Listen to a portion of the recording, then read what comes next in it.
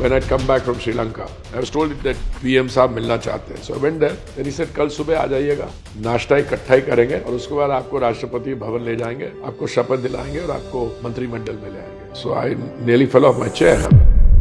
In a 39-year career, I think I still have a record of being the Indian who's served and chaired more dispute settlement panels under the World Trade Organization than anyone else.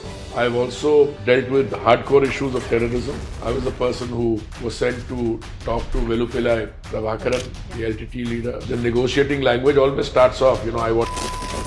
For anyone to make the transition from holding an AK-47 to peace.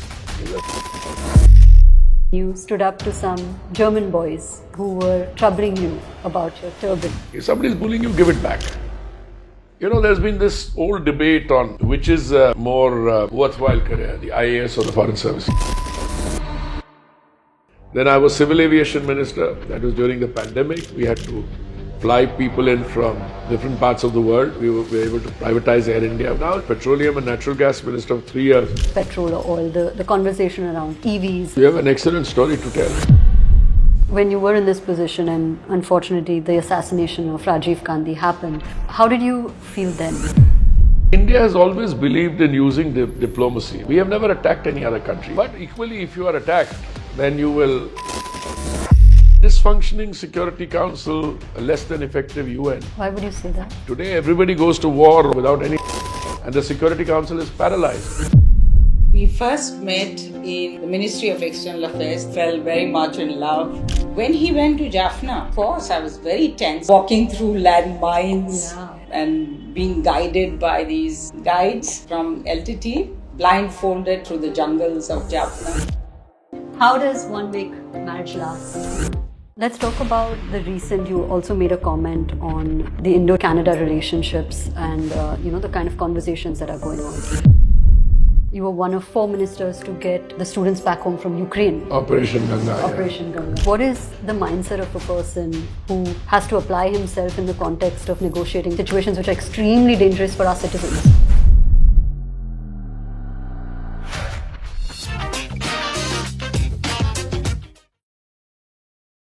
Welcome to Humans of Bombay, sir. Thank you so much for doing this and inviting us into your space. It's beautiful.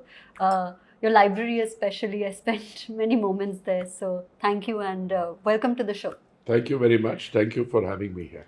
Sir, so this is going to be a conversation where we get to know a little bit more about you, the human behind the persona that we see online. So I'll start with your childhood. So there is a बहुत ही दिलचस्प कहानी है कि you were 4 years old when you stood up to some German boys who were troubling you about your turban. And ये कहानी अक्सर internet पे आती रहती है. So talk to us about that first incident that probably you remember in your life. I went to a German kindergarten in what was then the capital of Federal Republic of Germany, Bonn. I got there because my father was in the Ministry of External Affairs. He was posted there. I was a little older than 4. Okay. Because all Sikh boys, they're not expected to cut their hair. So my hair was tied in a kind of a gut behind my thing. So the initial reaction of naughty German boys to seeing somebody who's a boy with long hair is sense of amusement, a little bit of taunting. And then, as is invariably the case, it results in a little bit of bullying. So, anyone who suggests to you that they don't react adversely to bullying are wrong. I mean, different people maybe accept the bullying. I did. I accepted the bullying initially. Then I had a friend of my parents, she was a German lady, and I would come home from the kindergarten, upset. And so she asked me, what is the problem? So I explained to her. The second problem was also that the kids spoke German and I was very new. I didn't speak any German. Right. I mean, born in Delhi, Hindi, Punjabi at home and English a little bit. So one was a language problem, the other was a share, little kids like to bully other kids, so and so. So I think the turnaround time, if I can call it a turnaround time, was quick. I learned how to react to bullies. I think one or two people I kicked a little harder under the knees than I should have. But soon we had equilibrium. Then there was no longer a problem. But it served me also as something I reflect back on. I'd forgotten it, but you mentioned that it's probably hidden away somewhere on the net. But later in life, I had similar circumstances when I went to school in Delhi or elsewhere. But you can't call it bullying. People try to intimidate you, including on social media. You can be doing something completely professionally correct, and somebody will put a nasty comment in there. Yeah. But what about this? Which had nothing to do with that. Then you develop what I call as a politician, which is not a luxury, it is a necessity. You develop a thick skin. I mean, you get trolls coming after you. When you do something wrong, I think the right thing to do is to admit a mistake and say, well, we got this wrong and I'm sorry you were subjected to inconvenience or whatever. But when you know that it's no fault of yours, then I think you should respond. Of course, the nature of the response will vary from situation to situation. But also, I think in political life, since I am expanding on that, you have to be extra sensitive. If as a result of your action or some action which was taken by someone to be good to you and you inconvenience somebody else, I think you have to step in and correct that. I had such an instance recently on the way back from New York. I was suddenly told when I was walking up to the aircraft, I was told that we change your seat from 1K to 1A. Okay. So I said, why did you do that? He said, because 1K wasn't reclining possibly or something like that. There's some problem with the seats. So I said, but what happens to the person who's sitting in 1A? He said, no, he's all right. He doesn't mind. I said, I don't buy that. Why would he not mind? If, because the first class cabin has only 4 seats. Yeah. And if somebody is listening, so no, he had got a ticket from Miles. So I said, no, I don't accept that. And so lo and behold, I happened to meet that gentleman when I was walking in. And he was not very happy. But I told him, I spoke to him, the good Sikh gentleman who settled in the United States, and I explained to him. He said, no, I don't want to inconvenience you. You're older than me. I said, no, I insist. That was your seat. You go back to that seat. And I traveled on a seat which was not properly reclining. So that you have to do as a politician. Because, I didn't do it because of social media. But if that person had taken to social media and said, they changed my seat and bumped me off into business class because they have wanted to accommodate a minister, they would have been right. Yes. So I wanted to correct that. Other than that, I think most of us find an equilibrium. If you are given to gaffes, if you're given to saying stupid things, you get trolled, no matter who you are. Yeah. Whether you are a media personality or a celebrity like you or anybody who says stupid things, come at you. But I think the name of the game here is to try and be correct and then work out your equilibrium. Correct. I must say I've been more fortunate than most because if you're able to read a situation correctly, if somebody is bullying you, give it back. Nobody can bully you. No, bullying is the action of somebody who he or she are using that dominant position to either make you feel not so good or put you down, etc. So that's a thing. What was the rest of your childhood like, right? Like I had a reasonably sheltered childhood, but my education was uneven because my father, being in the Ministry of External Affairs, went from place to place. Correct. So after a while, when my parents went on another posting to Indochina, to Laos, Vientiane, which was, a place where the schooling was not expectedly there because Indochina then was war-torn. Yeah. And the international community had set up the International Commission for Supervision and Control, consisting of 3 countries, India, Canada, and Poland. So I was then left in Delhi and problem with some schools. But once I entered Delhi University, I had a regular education, 5 years. And I taught for a year at the University of Delhi in one of the colleges, St. Stephen's College. Other than that, I've had a pretty stable, sheltered sort of a childhood. Yeah. I asked that question because, so much of what we encounter in our childhood and formative years ultimately leads us to make choices as adults. So did you always know that this is something that you want to pursue? Because diplomacy as a subject or as a career option wasn't what it is today when you chose to walk down that path. No, I agree with you. No, coming from a lower middle class family or a middle class family, depending on how you define, the India of 1970, early 1970s was very different from the India of today. Yeah. You had very few private sector avenues for employment. If you were good academically, you could teach at one of the universities, colleges. And then everybody wanted to become a babu, a government servant, take the UPSC exam. I wanted to be in the foreign service because I knew a little bit about it by virtue of the fact that my parents had served. I mean, I had a childhood in Germany.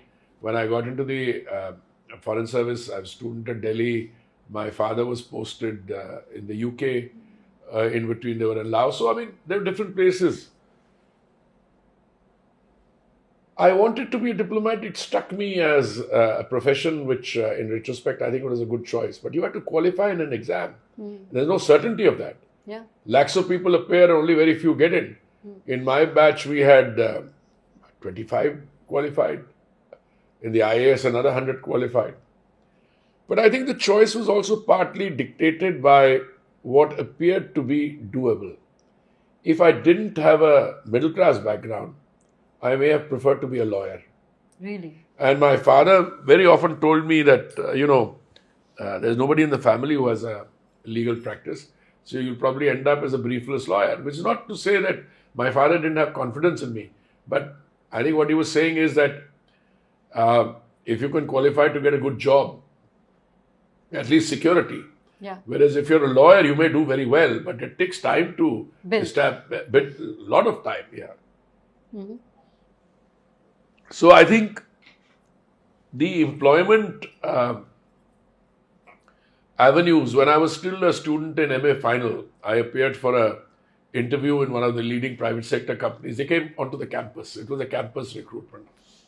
And I appeared half seriously. I mean, somebody said, oh, Hindustan Lever ke log aaye, interview kar rahe hain, aap bhi le chale jaiye. So he said, so about 3 weeks earlier, we'd all given our names. Yeah. So since they'd given the names, I also appeared. And lo and behold, I got a call for the final round in Mumbai. And I got in.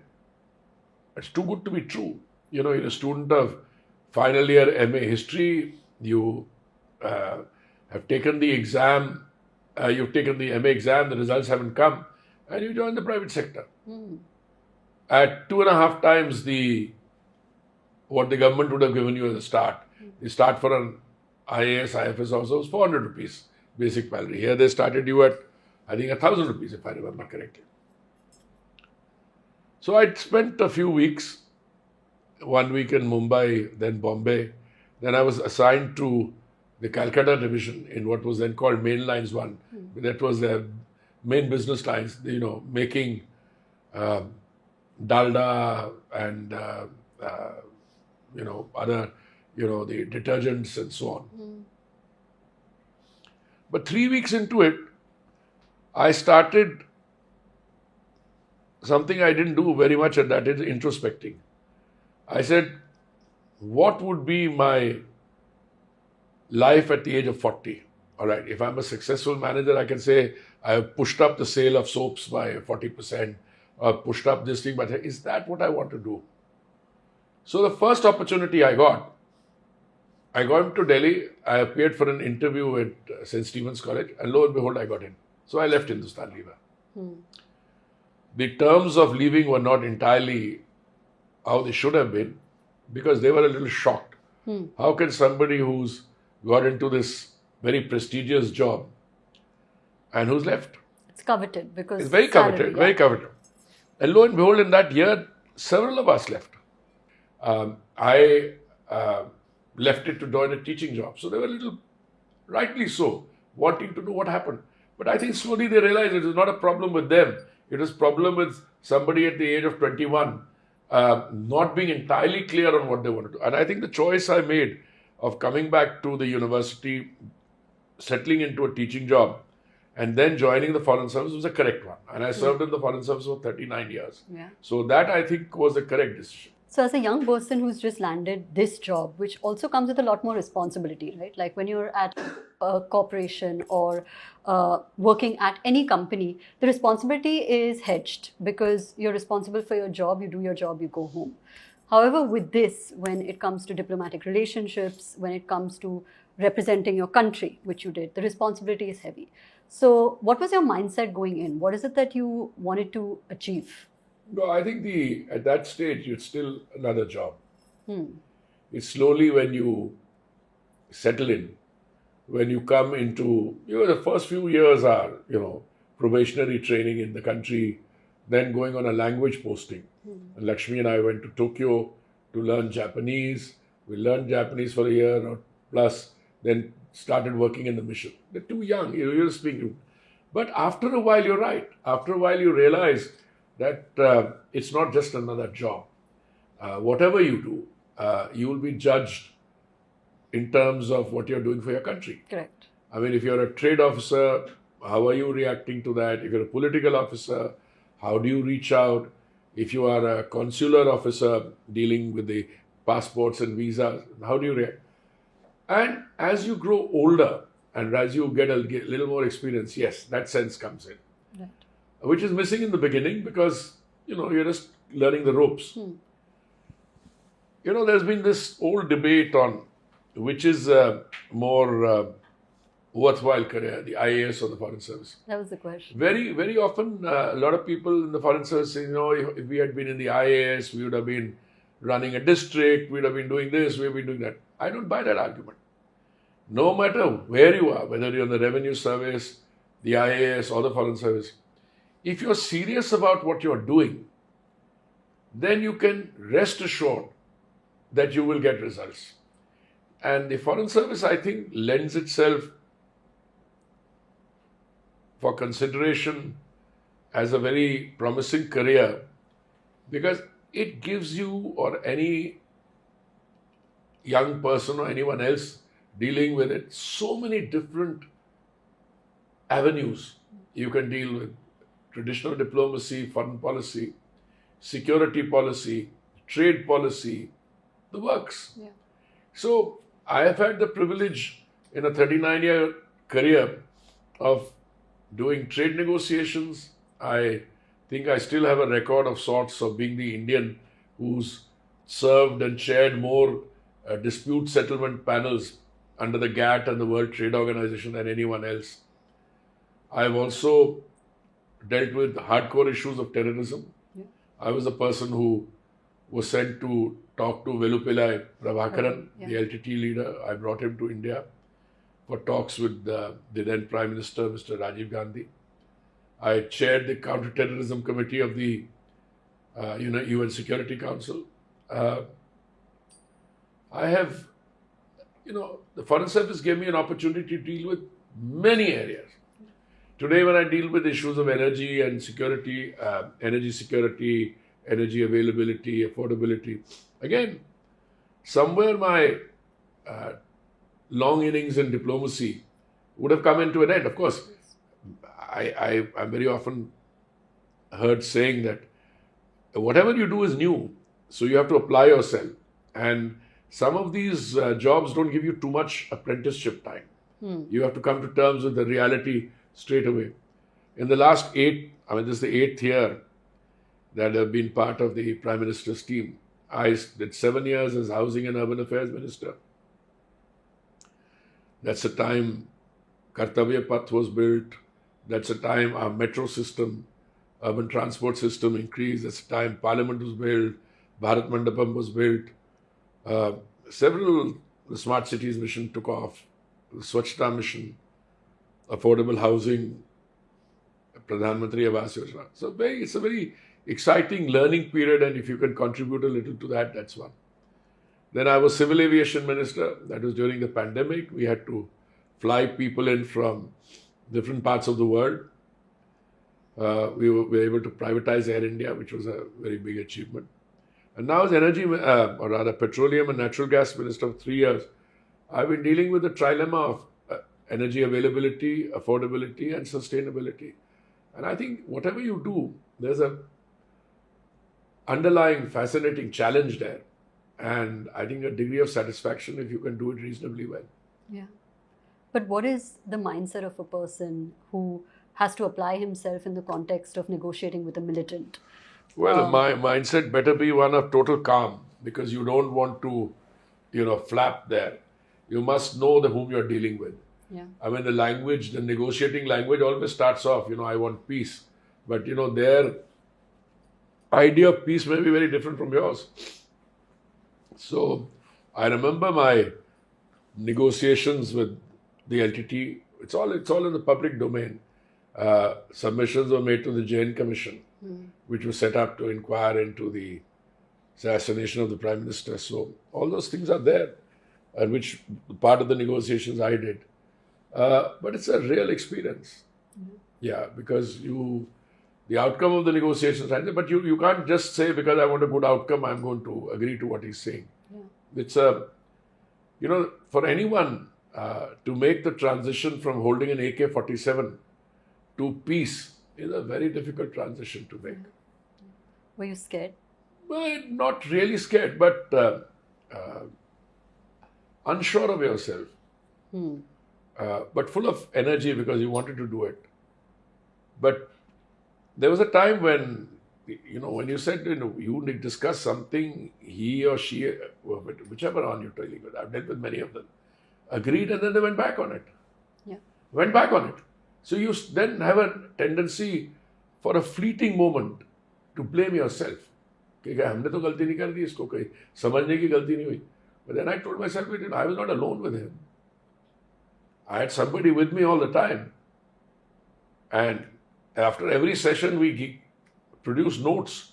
We sent those notes to our bosses and etc. So there is always a tendency. But then you discover that actually you did very well, because the gentleman you're talking to is actually has a history of, he'll say one thing today and go back on it tomorrow. Yeah. So, and then when that happens, then you become much more confident. A negotiation with non-state actors, particularly those who are known to use violence as a means of to meet their ends, it's not easy. Yeah. When you were in this position and unfortunately the assassination of Rajiv Gandhi happened, how did you feel then? And terrible. Yeah. Terrible. Any assassination. Right. But because, he was actually trying to bring about peace in Sri Lanka. Correct. He devoted himself to the 1987 India-Sri Lanka peace agreement was designed precisely for that. And after being out of power, he was coming back. And, when this human bomb, Exploded. He exploded. So everybody felt it. He was trying to wage peace and he died in that process, victim of a terror attack. Yeah. So what did this entire period teach you that perhaps you still learn from? Because there's so many complex verticals under the same negotiation, right? 100%, you're 100% right, because and negotiations take place at different levels. Yeah. They take place between the intelligence agencies and the militant groups. They take place at political levels. And you also realize that you're only a small cog in the wheel.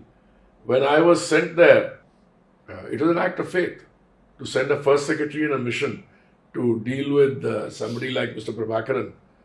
But there was a history to it. There was a economic blockade of the Jaffna Peninsula. Yeah. And I was first sent when relief supplies came in boats from South India to there. And I was sent actually to supervise the distribution of relief material. But during that process, I made contact with the LTT on the ground. We already had contacts with them in India, and it was something which was waiting to happen. After the first contacts in the Gyanam Hotel in Jaffna, after all that, one day I received a message, would you like to meet the Supreme Leader? So I said, as anyone should, I said, I'll check with my bosses.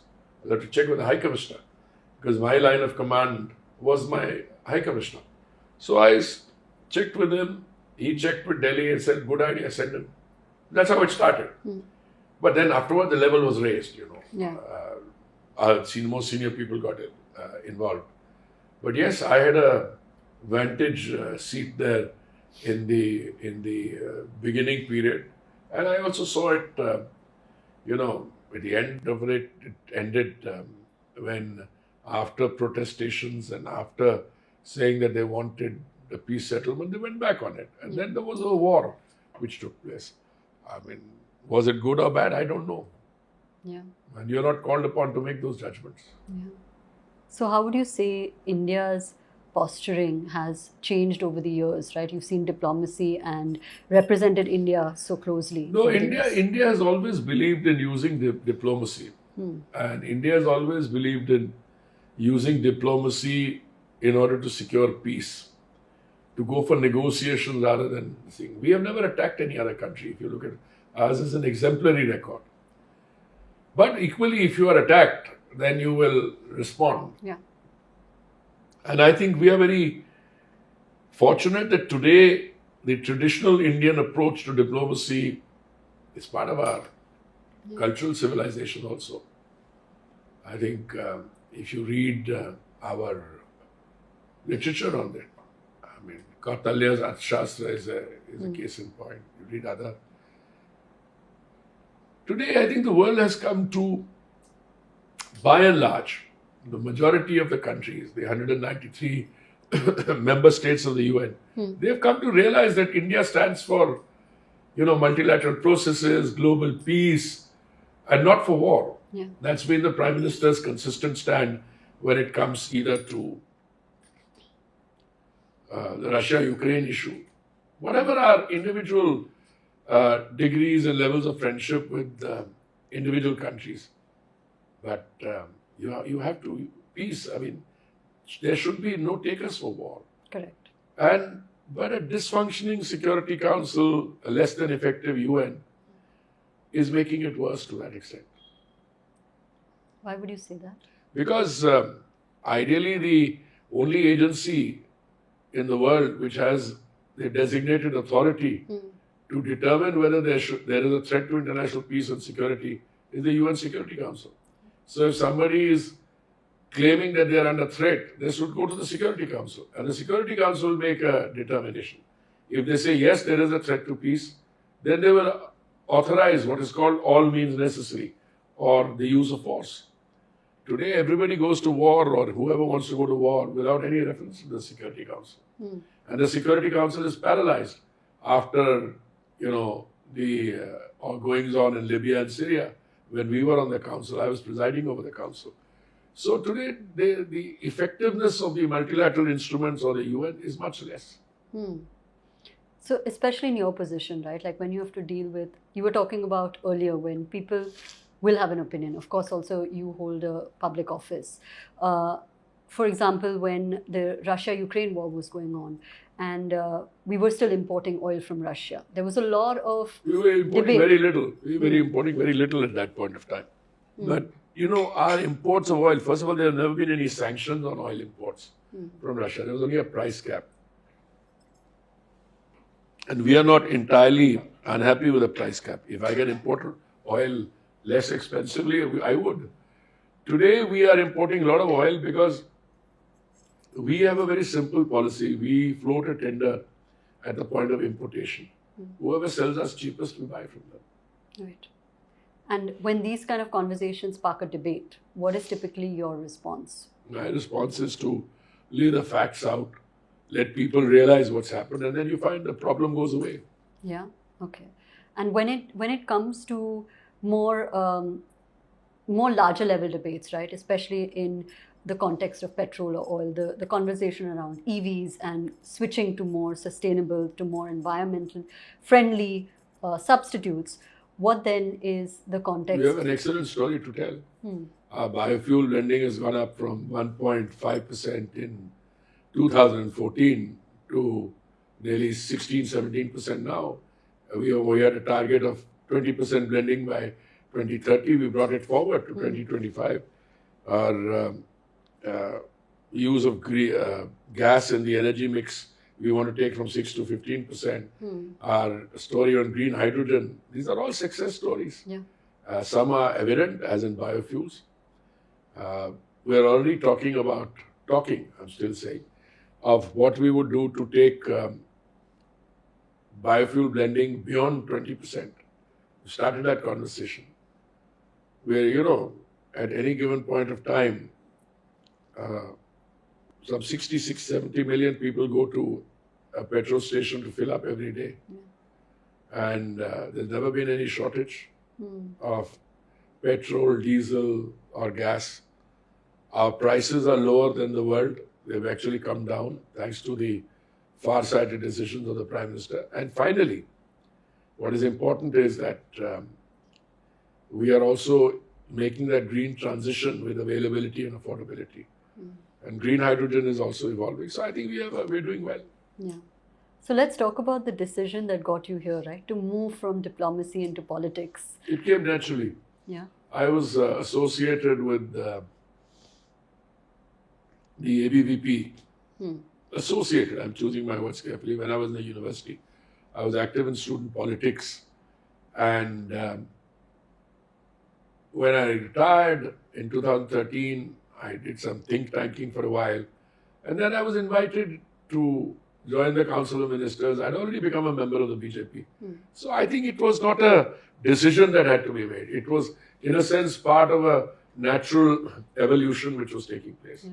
There's an infamous story of you getting this call during breakfast to join the Council of Ministers. No, I was called by the Prime Minister when I'd come back from Sri Lanka. I'd gone to Colombo for a meeting. I was told that the PM Saab milna chahte hain. So I went there. So having a conversation with him. During the course of the conversation, he didn't say very much about my experience and all that. Then he said, "Kal subah aa jayega, नाश्ता इकट्ठा ही करेंगे और उसके बाद आपको राष्ट्रपति भवन ले जाएंगे, आपको शपथ दिलाएंगे और आपको मंत्रिमंडल में ले आएंगे." So I nearly fell off my chair. I mean, I knew I was associated. I had the privilege of knowing the Prime Minister. But then he said, "कोई बात नहीं, उसके बाद राज्यसभा में ले आएगा." So clear. Then he also told me किसी को बताना नहीं. अभी ऐसा नहीं, मैं लक्ष्मी को भी नहीं बताऊं. नहीं, लक्ष्मी को बता देना. But by the time I went home, I got a call from Lakshmi. She said her sister had called her. She was in New York. She said sister had called her from Mumbai, and the ticker was saying so and so joining the Council of Ministers. Yeah. Wow. So how did it go from? No, it was a change. I mean, it was completely out of the blue. I mean, you could have said, since I was already appointed chairman of the RIS by the Honorable Prime Minister, then maybe it could have happened. But I had no knowledge it was going to happen at that point. At that point. Yeah. And ever since, you've been involved in, again, things that require clarity of thought or decision making, like when you were one of 4 ministers to get the students back home from Ukraine. Operation Ganga. Operation Ganga. How then are you, operating with your years of experience in diplomacy to apply to real life and situations which are extremely dangerous for our citizens? Well, frankly, it's a great privilege to be invited to be a part of the Prime Minister's team. Yeah. And I've had the enhanced privilege that 7 years I was Housing and Urban Affairs Minister, 2 years I was Commerce and I was MOS for Commerce and Industry, and I had the independent charge of Civil Aviation. And now 3 years I've been Petroleum and Natural Gas. So it's a fantastic opportunity for you to learn and to contribute. Correct. But it's a full-time job. Yeah. You end up working 18 hours a day, 7 days a week. No offs. No off. Yeah. Let's talk about the recent. You also made a comment on the Indo-Canada relationships and the kind of conversations that are going on. What is your opinion and the I will outlook? not comment on that because this is a very sensitive subject which is being dealt with in terms of nuances by MEA. Correct. I had only made one comment which I will repeat to you because I think it's better that you speak to my colleague Jaishankar ji. That, the physical security of our representatives, no matter how much of freedom, etc., but to allow pictures of the High Commissioner to be put on this thing and people taking shots at him, etc., allowing public servants to be attacked like that, it's not acceptable. This is against all canons of international law and propriety. Right. Absolutely. Yeah. So it's evident from our conversations that you're still learning and Oh, everybody is learning every day. you're having fun. Be, learning. be careful if anybody tells you that I know it all. Yeah. Then you've had it. Yeah. Then the problem is going to begin. Yeah. So what are the biggest learnings that you've had in your entire career, which is so No, vibrant? it's a you learn on a daily the issues, some of the problems that you have to face. They constitute learning, but the whole idea is to realize what your priorities are, realize what is good for the country, and realize how, if as effectively as possible, because you're a small cog in a big wheel. Yeah. There are other people contributing. How you can contribute to the nation first process. Yeah. So what would your advice be to say the youth who's watching and is I on would a say different I would path? say that whatever you do, whatever profession you choose, always remember that there were some people before us who struggle and whose sacrifices resulted in our getting the freedom in 1947. Yeah. I was born 5 years after we gained independence, but don't forget, if we had not gained our independence, we'd still be under colonial domination. And the youths today are the real labhartis or beneficiaries of what Viksit Bharat is going to be about. So they will be the real beneficiaries. Now, today you have $4 trillion economy. When you are Viksit Bharat 2047 will be a $40 trillion economy. Our per capita income will go up 6 times. Yeah. And the kind of, typical struggling developing country challenges which you had, they'll be a thing of the past. So they should then start preparing for it. And I think education and the development of appropriate skills, that is the answer to development. Correct. When somebody goes to buy property and they ask me, what should you be looking at? Everybody would say location, location, location. If you talk about what should you be looking at for development, I would say education, education, education. So they have the benefit of an explosion of knowledge. You can just at the press of a button find out from all the search engines the answers you're looking for. But it's more than just access to information. You have to use that information and you've got to dedicate yourself to a cause for your immediate family, for your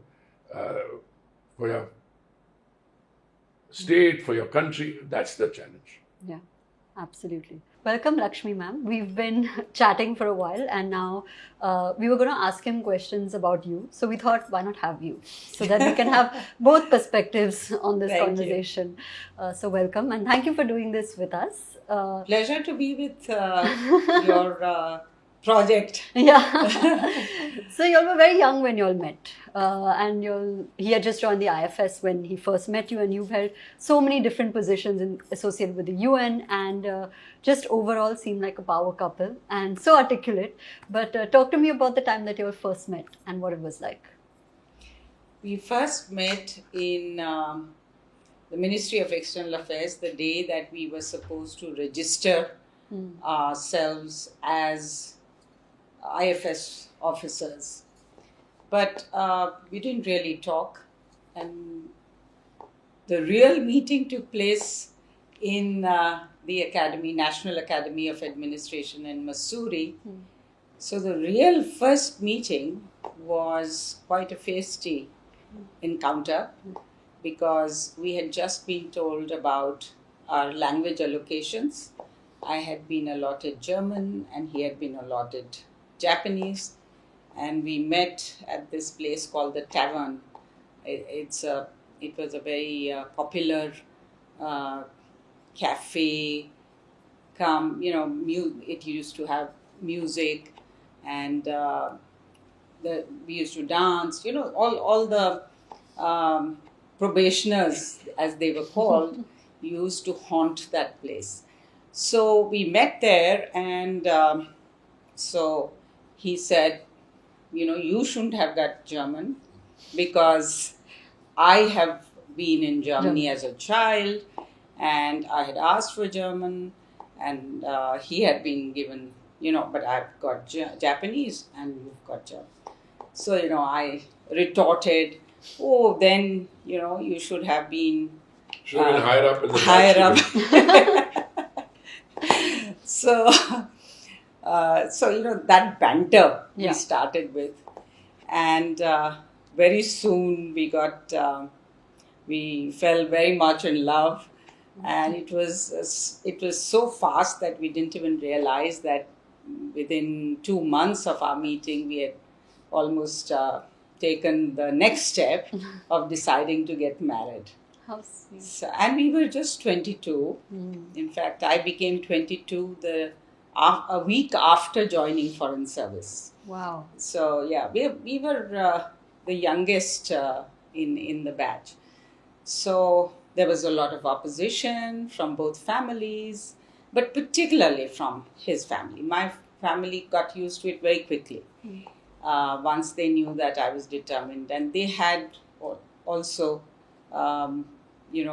inter-regional marriages before in the family, so they were more open. But his family also came around because when they found out that he is very adamant on getting married. So that's how they came around, and then we got married in February. So between July of 74 to mid-February, we got married in 75. Wow. Yes, so that was the journey. And, when I look back, it was just sitaron ki gardish. Imagine we couldn't be more unlike in terms of our background, except that we were born and brought up in Delhi. Yeah. And although we were in the Delhi University, he was in the North Campus and I was in the South Campus. So we had never met before. So it was really something miraculous that we met and that we fell in love and that we got married. Yeah. So how did you know she was the one? Yeah, everybody was chasing her. I started by saying he is very fascinating, but then... No, but this is how is the one is not something that... if things have to work, they work fast. If they're going to take 5 years, then you're saying, are you in doubt? Then I think you're already in doubt. So I have two theories. One is that if things click, they can click very quickly. And even at 22, you are mature enough to make those determinations. But he was always, he had a mature head on very young shoulders right from the beginning. I know that's true, but maybe not. These are all relative things. But I think that the differences were also quite stark. Because, let's face it, in her family there may have been the experience of, a Maratha girl marrying a Brahmin and Saraswat Brahmin, Brahmin and being thrown out of the family as a result. But there was that past history. But it all said and done, there is a difference in cultural values there. Whereas amongst the Punjabis, it is, if you're But I think the fact that there were education and educated families on both sides, I think after initial hesitation, which had nothing to do with different culture, my mother, for instance, felt that because she had been a embassy wife, and she said that, how will you manage? How will she manage? But by the time Lakshmi settled in, I mean, her ability to manage a home and combine it with a career, nobody had any doubts on that. Yeah. So that's one. The other thing is that I think if there is, along with what you want to get married, and then there is also the ability to take the decision. Ultimately, it has to be your decision. It's not an arranged marriage. Yeah. But the people on both sides of the equation came around very quickly. And I think I can say with confidence, for my parents, she was the daughter they didn't have, and equally with her parents. With my parents. But there was also an age difference. Okay. Her parents, when Lakshmi was I was born when they were 45. Oh, yeah. So, An unexpected last child. so that, I think there was a lot of maturity there and unexpected. But once it was accepted, then there was, it's only the first few months, I would say, till the rest it falls into place. Yeah. So how did you juggle both your careers? Because both were demanding. And as we were talking with Sir earlier, that he also had missions which were very uncertain, like when he was meeting with the LTTE head, and it's dangerous, right? So how were you coping with all aspects, which was your career, the home, and also the fact that your husband is on missions that are very uncertain and unstable? See, when I joined the Foreign Service, I knew that it is not going to be easy to establish what is typically called a work-life balance. And I was fortunate to be a tandem couple. Many of my women colleagues, either they never got married, or if they got married, it was to IAS or to business people. So it's very difficult. It was very difficult for them to be together. But with Hardeep Ji, I was privileged because we were a tandem couple, and the ministry was very good to us, to a large extent, to post us together as long as they could until we reached grade 4, ambassadorial, grade 3, which is the ambassadorial grade. And after that, it was not possible. So we then came back to India and stayed here for 6 years. 8 years. No, you were 7. I came back, I think, 6 years. So, but yes, we have had separate postings. We have had difficult postings, and we were, really inured to not only survive but try and thrive in those postings, to maintain that connection. Yes, those were not, especially some of the earlier years, were not years where you had the same kind of communication, video calls and emails even. It was far harder. You had to write letters. We used to write letters. So, it was a different kind of world, but you adapted to it. In fact, the most difficult was when he was in Brazil and I was in Geneva, because the distance was not so easy to travel, even to communicate. We started buying those cards, telephone cards. I don't know whether you are in that generation that you remember, but we used to buy these cards to be able to speak once in a week or so. So, it's been difficult. It's been difficult for our 2 daughters because they've had to move from place to place. And in fact, at one point, my younger daughter gave us notice and said, after I was in ambassador in Budapest and he was in London, and she felt very deprived of her father's, love and company. And so she would blame me for it. And so she said, after this, I want both of you to be under the same roof. Otherwise, so she threatened. So then I said, okay, after this, I'll take a year's leave. And so when he went as ambassador to Geneva, I took a year's leave. And meanwhile, of course, then, destiny had something else set out for me. So I joined the UN in Geneva.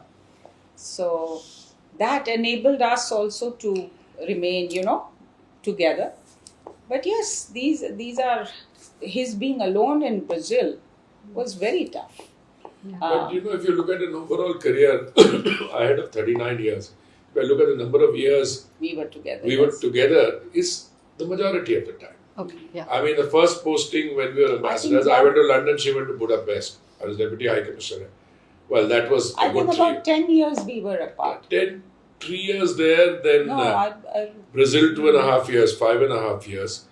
And maybe the year that I came back earlier to Delhi. Yes. 6.5, 7 years. Not more. No, but also in New York. New York. After you retired. And I'm talking about my 39 during your 39 years. So it's not bad. Out of 39 years, if you're 7 years, you're in different posts. Yeah. So it's pretty good. I mean, so the system has been not only responsive but positive also. So did distance make the heart grow fonder? Well, we are going to be completing 50 years. Wow. So Next year. next year. So, no, I think yes. I mean, a short answer is yes. Okay. But there is also something to be said for companionship. You see, relationships to last that long, you're not just in a marriage. Then there has to be compatibility based on companionship and respect. Otherwise, it's not going to work.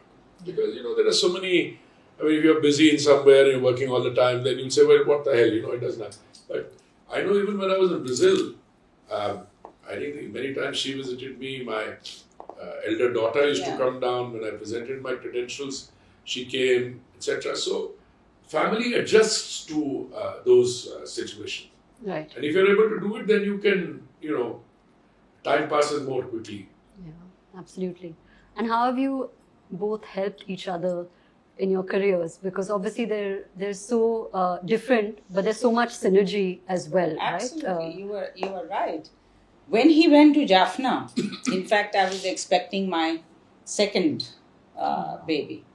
So, of course, I was very tense until he returned, safe and sound, walking through landmines, and being guided by these teenage guides from LTT,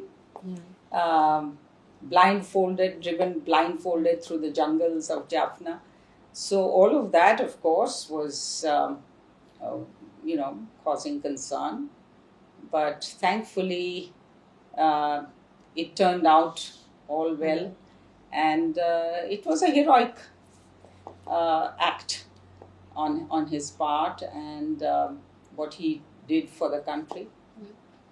In fact, at that time, there was even a proposal that our High Commissioner had made to give him a Kirti Chakra. I had to go and lobby against it. To not get it. So how did life change? He was just telling us that your sister called you from New York and said there's this sticker on the news channels that he's been appointed to the Council of Ministers. How did life change after this massive change and position in his life as a family? Well, the daughters had already left the nest long ago, and they were settled in their own lives. So for them, it wasn't that much of a change, except they were very happy for him because, as I was, because he has been all the time wanting to join politics, to be in this public service space.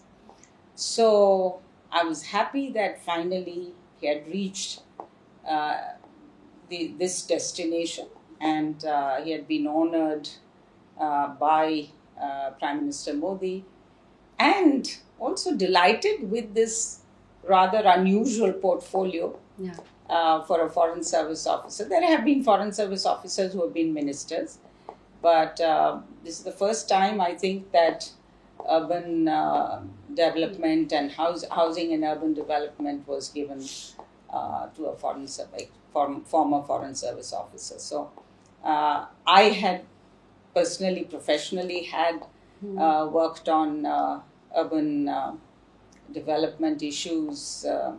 So I was very excited that, he will have an opportunity to do something which is so important for the development of India. So, I think it has so much has changed for me. But I'm quite enjoying it, and I follow politics. I'm not involved in More politics. passionately than I do. Only follow. I Yeah. want to draw a distinction. Yeah. I don't practice, or I'm not involved, except when he stood for elections from Amritsar, and then I was campaigning day and night with him and for him and for the country. So that is, whenever I'm called upon to play any role politically, I do. But otherwise, I'm content to support him in whichever way I can. Yeah. Okay. Last two questions, and since we're speaking about support, so we would love if you would talk about ma'am's book. I know she can speak about the book she's authored. No, I'd be happy to Yeah. do that. I'd be happy to. This is a book that was waiting to be written. And if I may be allowed, the original project was even more ambitious. If I recall correctly, based on recollection, what she had in mind was a magnum opus which dealt with the story around her mother, which is this book, then herself, and then our elder daughter. Wow. So generations. Yeah. Three. And she started talking about it, I think, conceptualizing it. But if you're a serious professional, then the amount of time you actually get to write is Less. somewhat disconnected from what is going on in your mind. You have to sit down and, put it down on paper. She wrote the entire book on the iPhone. What? Yes. No, I'm just coming to that. So 2020. I think the first couple of 100 pages were written many years ago. But then In Budapest. in Budapest when she was ambassador. Now that, and then being an ambassador for the first time, facing challenges, dealing with hardcore events in part of your career, etc. But then came the pandemic and COVID. She was locked in, and she was a very disciplined person in the sense she didn't suffer. She finished her book in one go after that. Wow. 1 year. 1 year. Okay. So- 270,000 words. Wow. So the Initial. book originally, as I said, if you take a starting date is when she was ambassador in Budapest, which is 2002. But the book didn't take between 2002 and 2024. The book didn't take 22 years. The book actually got written in 1 year, which is the COVID years. And then I think the first draft was about 400,000. No, 270,000. 270, which and you then cut down to 150,000. Because the editor, she had a very good editor. David was of the view that, David Davida. so that, of it Palace should be. Publishing. So, the rest is history. It's now got critical acclaim. It's been widely touted as one of the most promising novels, pieces of writing in that genre of fiction. And it's making waves. But the writing of the, it's a very different kind of fiction also. Whilst it's anchored very much in the lives of our parents, it's also, it evokes, conjures the period flavor. As a young girl, her mother in where she was born, Ratnagiri, goes to an orphanage in Ahilyabai Ashram in Indore, then goes on to Elphinstone College, Mumbai. Then the mother and her elder sister are the first postgraduates in India. And now the father gets thrown out of the house because he's going to marry a Maratha. And she gets a job in Banaras Hindu University in order to earn so that she can support her husband to be. Wow. So in many ways, it's a feminist novel also. So I would say that the writing itself may have been compressed there, but the story and the flavor given to that writing. It was been around for a long time, but then she was able to compress it. And every day she was on the iPhone, and then they would send it printouts and, do it. But I'm encouraging her now that at least now she's very active and events related to the book, the launches and the discussions, other, translation in Marathi and Telugu are coming out. This book is about swallowing the sun. Yeah. Is taken from Muktabai's Abhang. Yeah. Mungi udali akashi tine gilde suryashi.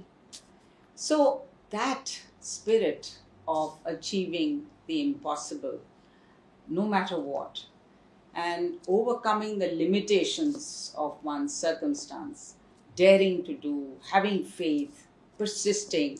I think that's the spirit the women characters show. Malti, the one character inspired by my mother, and there are some other wonderful women characters as well who dare. Yeah. And then there are the men characters who are uncharacteristic for those times. They also rise above their patriarchal conditioning and are women respecting and affirming. I'm very excited to read it. I have a last question for you. How does one make marriage last? Because especially now with Gen Z, like you all know, there's so many options, and it's just not what it used to be. So what is the secret sauce? I don't think it is a challenge which is any different today than what it was earlier. I think the real challenge is accommodation, understanding, and deriving strength from it.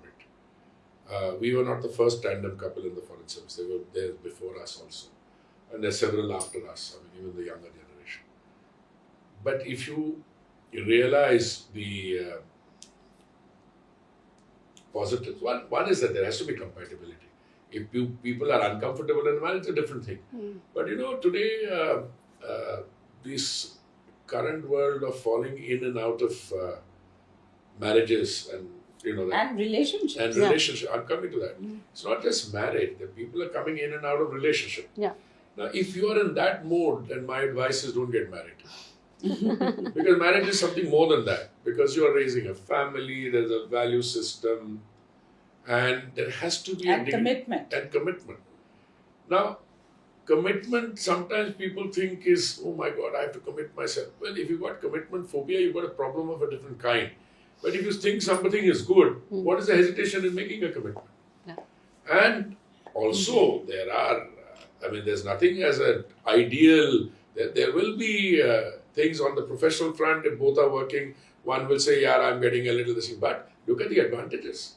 Look at the positives. So, my own view is that I have many friends who've been in marriages for a long period of time.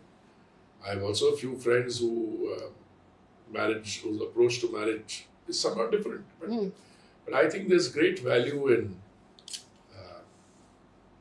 in this kind of commitment and dedication, because I think it also insulates you from a lot of uncertainties. I mean, a lot of people don't get married. Their aging processes are different. Their responses are different.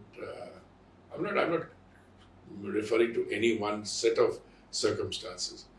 But you said, what makes it last? I think it's something inside you. I would add to that and also invoke something that is in this book. I think what is very important is to believe in love. This is an epic love story. Yeah. And I wanted to bring back that something elusive called love into the psyche of the modern generation also. Yeah. Gen Z. Gen Z. Yeah, because if you don't believe, then you are going to be a cynic. Then you're going to be a cynic, and you're going to be transactional, whether physical transaction or otherwise. On the other hand, love is about, as Hardeep said, it's physical, but it's also very much intellectual, compatibility, and you just stick with each other. You may have different points of view, Oh, no, but you even enjoy in a that dispute. solid marriage, Yes. which is one 50, 60 years Yeah. old, somebody I we look up hold- to, yes, is and- they're celebrating his 60th birthday. They have differences. Yeah. But differences you'll have with anyone. You have differences with yourself. Yeah. I do something today, I'll say, oh my God, I messed this one up. I should have Yeah. applied my mind. That's honest. That's And honest. yes, and I think trust Yeah. is very important. Trust is fundamental. Trust is fundamental.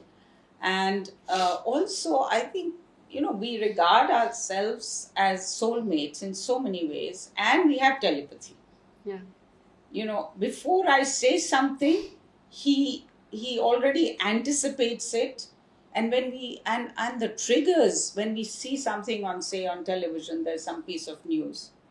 Before he can say something, I will react to it exactly as he would, and vice versa. So sometimes, we are taken aback. How did this happen? So, in fact, you develop a certain telepathy, Yeah. which again is, as you said, one of the key ingredients of that secret sauce. Yeah. Okay. Yes. I'll give you a small example. She was with UNCTAD, and I was, I think, ambassador in Geneva. We had gone for UNCTAD 12 in Rio. Rio or Sao Paulo, I don't know. And she said she was going to a Cristalina shop and do some shopping. I also went at a different time. Both of us bought identical birds Yes. in terms of color combination. One slightly smaller than the other. On two separate shopping trips. No, Completely. Yeah. we were by ourselves. It's something that you didn't discuss. I didn't even know that she was going there. We ended up buying a bird, and in fact, we will show them the photograph of that. Yeah, we'll see it. Yeah, so these are things. I mean, you start. They say a husband and wife after many years start behaving like siblings. Yeah. Okay, that's so beautiful. Thank you so much for Thank joining you, our thank segment. you, thank And I hope many people are inspired by love with Thank this. you. Absolutely. And 50 years, so yeah. Thank you. Thank you very much. you. Thank you. If you like this episode, don't forget to subscribe to our channel and hit that bell icon. Thank you all for being the best community, and I'll see you soon.